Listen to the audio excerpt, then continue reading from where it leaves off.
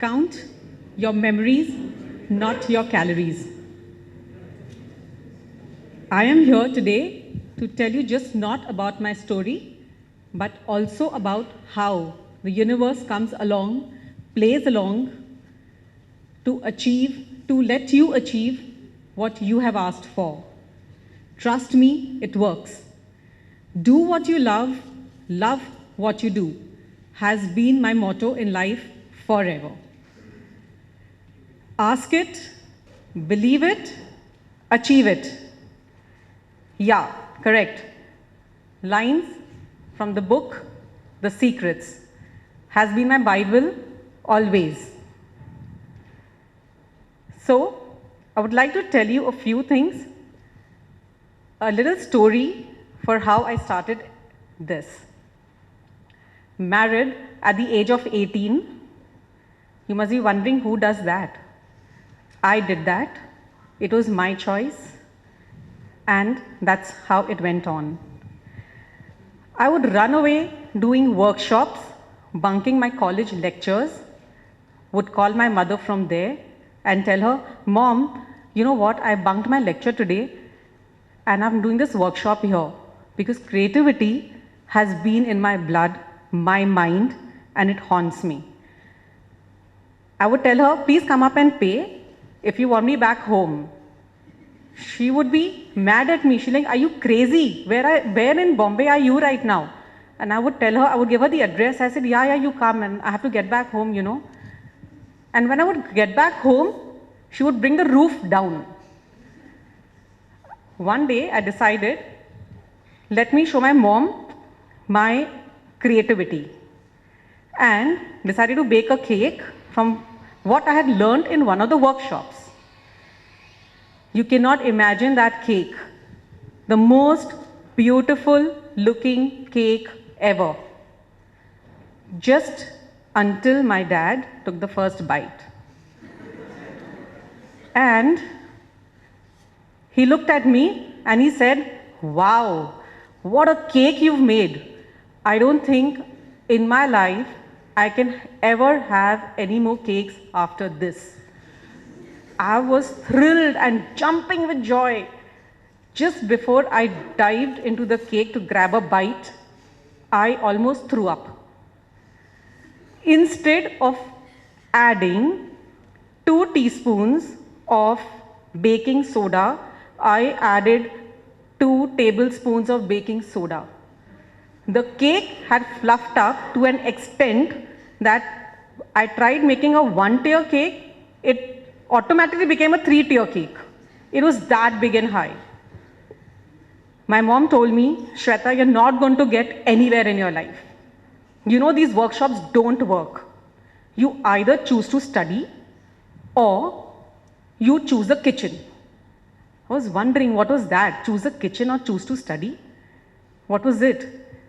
Traditions, as you call it. Either we get a degree, just for namesake, you know, or get married. I said, brilliant idea. Wow, what an idea. That sounds like a plan. I told my mom, "You mean if I get married, no more studying?" She said, "Yeah, obviously, who studies after marriage? So no more studying." I said, get me married, I'm done. Like just, yeah, you know, so.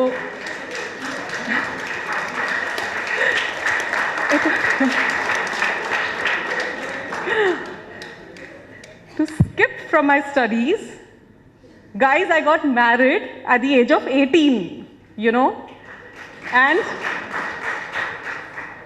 in a family where my father-in-law is a doctor. Wow, blessing in disguise, you know. After marriage, he came around to tell me, "You know what, I think you should study at least for another 2 years to get your degree." I looked at him with a blank face. I said, "Not again. No ways." That was just my mind thought. I couldn't speak up, you know. And being and brought up in a city like Mumbai, coming to Coimbatore was itself an achievement by itself. And to tell you the truth, Just when the city lights in Mumbai came on, this city was ready to sleep. The language was Greek to me. Let me correct myself, it's still Greek to me. And I thought my plan was a great plan of getting married, but this was a master plan. I said, I don't know who's involved in this all. I was like, yeah, cool. I think you're right. I have to study. I have no choice. Fine, done. Back again, I was in Mumbai to get my degree. So I studied 2 years after marriage. The day of my result, when my parents went to get my result, they did not find my name in any of the list there. They sat down on a chair with a long, sad face. Just when somebody came around and told them that, what's the matter? They said, our daughter has given her final year and we don't seem to find her name anywhere. She's terribly failed. I've heard of something like failed. I've not heard of something like terribly failed. I don't know what that means. So they were like, you have arrears in Bombay where you could write 3 papers. For them, terribly failed means writing all 6 papers again. And they were like, we forced her into it. They just thinking into themselves, we forced her to do this. And she told us that she's not made for this, she can't study and this and that. And now that poor child has failed. And what is she going to tell everybody and what are we going to tell the society? Actually, who cares about that? But yeah, they did. That man told them, there's another list put up there in the college side for all the people who've passed with the first class. They were like, is this man crazy? I'm talking about terribly failed and he's talking about first class. So he said, okay, fine, let's give it a shot. You know what? My name was right there. So I got a degree with a first class.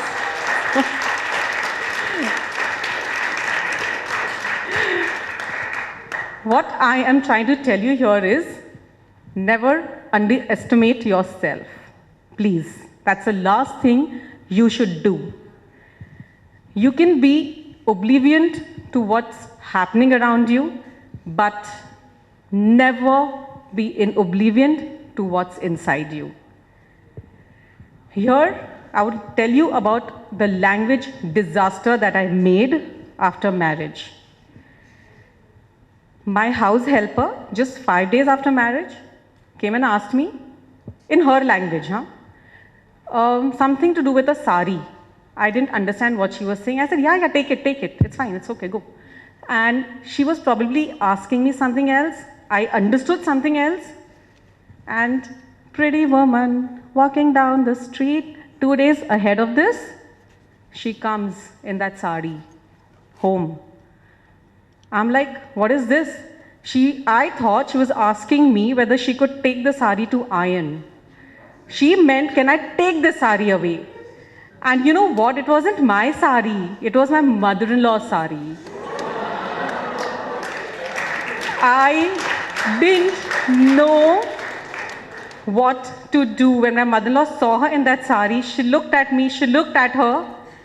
I just wanted to hide behind the sofa. Trust me. It didn't end here. My kitchen disasters. If I can recall one, my mother-in-law told me, we have some guests coming over. Can you make some cold coffee? I said, of course. What's there in a cold coffee? Just add coffee, milk, sugar. Big deal. I went to the kitchen to make that. I put so much of ice into it, left no space for the top of the jar. It flung so high. There was cold coffee in every part of the kitchen, from the ceiling to the floor. And I didn't know what to tell her. I made other 2 glasses. It does not end here. With the cold coffee, I was on the visitor's lap when I served them. I really don't know what to do. I said, I don't know why mom told me choose a kitchen and chooses degree, this and that. I wish I'd never chosen that in my life. Really. The other day when I tried making pani puri, and when I was done with it, I realized it's too sour, so I should add some water to it. And I just left that bowl for the water to fill in. Somebody called me. I went out of the kitchen, forgot all about it. When I came back in 10 minutes, the bowl was crystal clear because the water was down. The entire green water was on the floor. I was like, it's not my cup of tea. I really don't think I should go anywhere close to the kitchen, you know. Even before I could make sense of marriage and pots and pans in the kitchen, my an angel was born when I was 22 and my bundle of joy at 26. Once again, my dreams, my passion shattered, truly speaking. But I'm very thankful to God today that I put my personal interest back in the burner to let it roast when I chose family over my passion. I would tell you guys that if you get a chance and if you can afford it, if your circumstances allow that, there is nothing more rewarding than this in life. Well, a small story comes into my mind when I talk about my kids.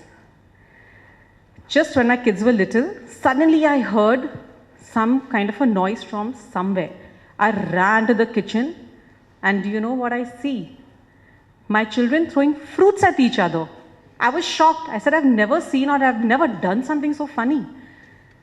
Why? Because my daughter called her toddler brother a mango, just for that.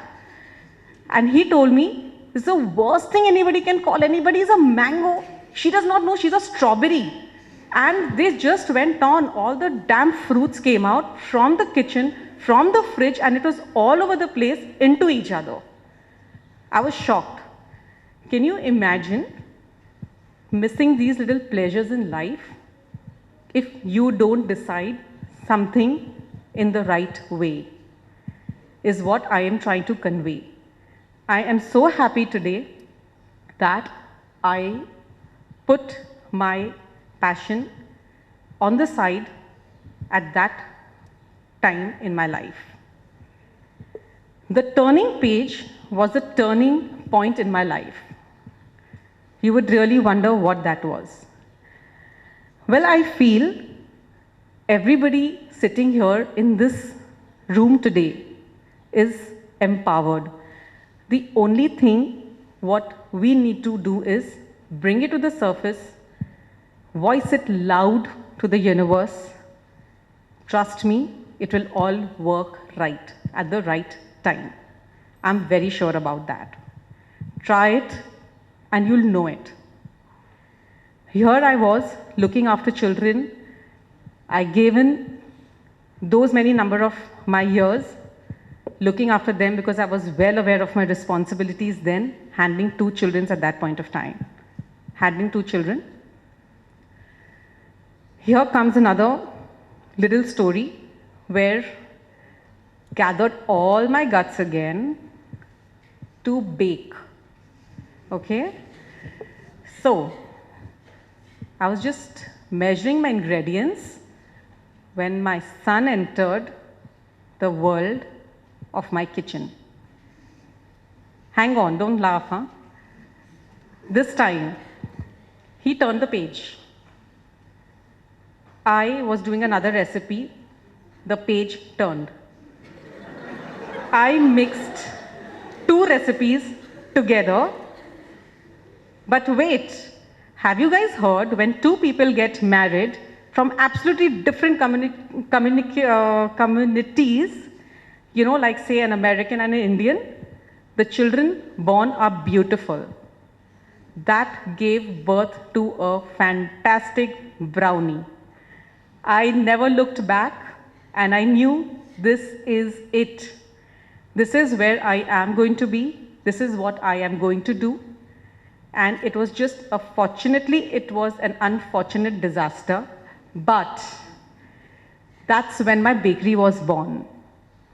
Soon after that, even before I had really put my hands into it, a week later, my son went and told the teacher that tomorrow my mom plans to send brownies for the entire class, For what joy, I don't know. And he came home and he told me, you know what? Tomorrow I have to take like 75 brownies to class. The teachers asked for it.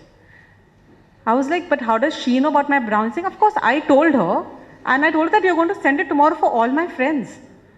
I said, are you crazy? I mean, 75 brownies, who makes that? At 6:30 in the evening is when he comes and tells me that. Trust me guys, I was making those brownies till midnight to send it with him the next morning. It was all worth it. The teachers called me, congratulated me on the fantastic job I had done, thankfully. And and that's when I decided I am going to take this up as my career. So here what I am trying to tell you is, if you are forced into things in life, it does not work. Please voice your opinion around. There are too many struggles in life, too many. But these elements are important to bring out the best potential in you, to bring out the best in you. The universe will definitely throw so many atom bombs on you that you will one day feel, I am completely not made for this. But until and unless somebody presses you down, where you, till the time that you can't breathe, you cannot spring up. It's not possible. I too faced many challenges coming from an orthodox society. Working outside the house was a complete taboo. Back in those days, we all didn't work even from home, to tell you the truth. But I decided to start something from the house. For me, to convince my people at home itself was a big struggle and challenge for me. Leave alone the society who did everything and anything to put me down, to pull me down. They spoke so much about me so that I could leave this work. Saying that, oh, what is wrong with her? She's not looking after her kids. She has no family values, this, that, blah. And they just went on. They wouldn't stop even today. I just smiled at them and told God, please bless them. They really need your blessings. And that's how I went on. That's how I go on even today. And that is what I would tell you people also. Everything does not have to be revolutionary. You don't have to rebel. You don't have to fight. You can smile your way around through sweet things. It works. It really does.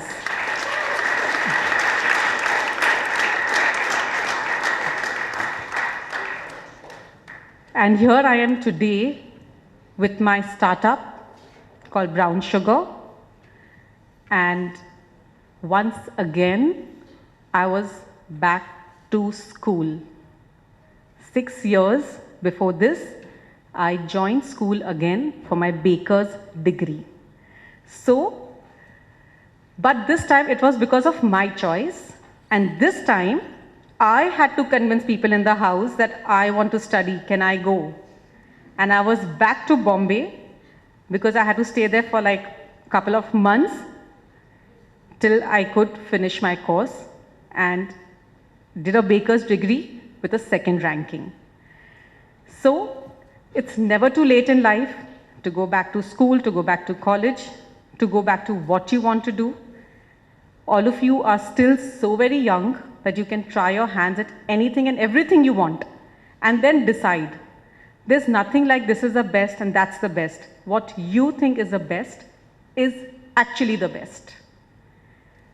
Here I am today, a proud baker and a proud homemaker. So I conclude with this, and all the best to all of you in life.